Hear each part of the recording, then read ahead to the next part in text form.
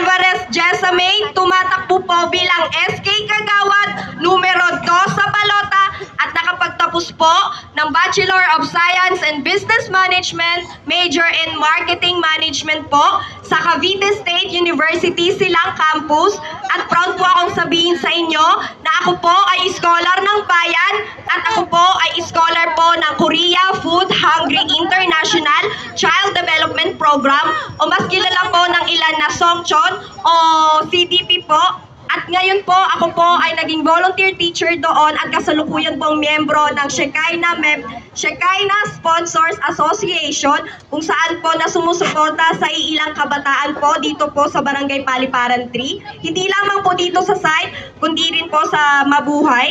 At sa ngayon po, bilang tatakbo po na SK Kagawad, nilalayon ko po na palawigin ang aking suporta at serbisyo sa tao.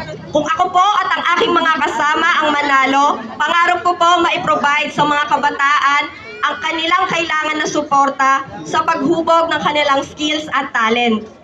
Hindi po mawawala dito ang nakasanayan na po natin na talentadong paltrenyo, kung saan po na ipapamalas ng mga kabataan ang kanilang mga talento sa iba't ibang larangan. Dahil alam ko po dito sa Barangay Paliparan 3 ay napaka-talented na mga tao.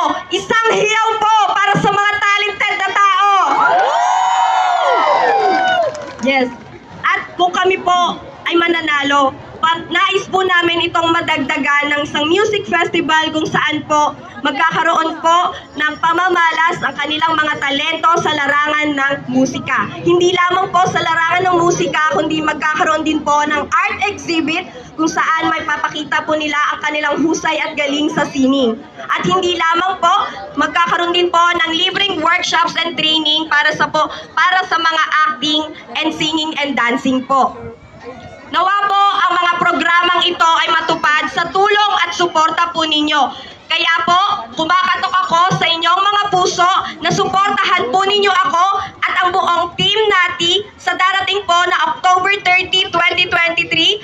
Nawa po na suportahan ninyo ang buong Team Nati. Muli po, ako po si Jessamay Alvarez Jessamay, tumatakbo bilang SK Kagawad numero 2 sa balota, kaagapay sa pag-asenso at progreso ng kabataang paltrenyo. Vote wisely, vote straight, vote Team Natividad Gimbao Libot. Maraming salamat po, Barangay Paliparan 3. Shout out sa Bloods Family at sa ating mga tao-gama na nagmula pa sa Mabuhay City. Shout out sa inyo. Ayan, sa ating mga P, sa mga Sigma na mga nandito. Maricaban Chapter, maraming salamat sa suporta. Numero 4 sa balota, SK Kagawad, Balsera Mariela Chrysler.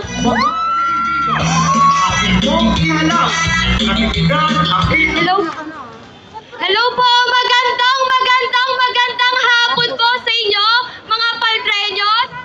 Lubos po kami nagpapasalamat dahil po sa araw-araw po na caucus, house to house, walang sawang suporta na binibigay niyo po sa Team Navi. At ngayon po, syempre po, para po makilala kami po ay nagpapasalamat sa inyo.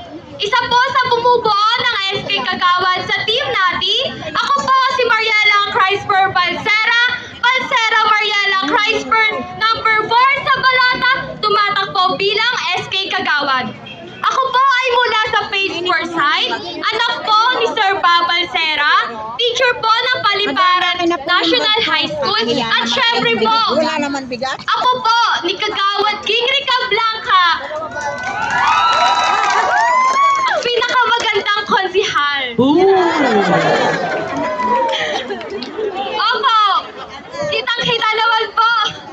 Yes po, ako po ay graduating STEM student sa Paliparan 3 Senior High School. Ako po ay tumatakbo bilang SK Kagawad dahil gusto ko pa pong ipagpatuloy ang magandang proyekto at syempre po ang nasimulan ng aking lola at dagdagan pa ito para sa mga kabataan. At kung kami naman po ay papalari na maupo sa aming posisyon, isa po sa aming platform ay ang job fair na makakatulong kabataan.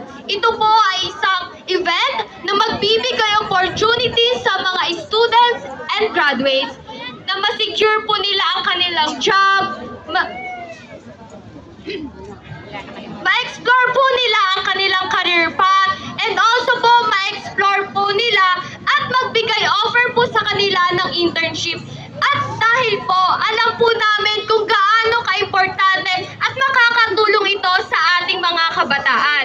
Kami po, ang buong team natin ay kumakatok po sa inyong puso at kami po ay sana suportahan nyo sa darating na eleksyon. Muli po, ako po si Mariela Crisper Balsera, Mariela Crisper, number 4 sa balota bilang SK Kagawad. Maraming salamat po. Ay! Thank you! Kala ko beauty pageant talaga yun.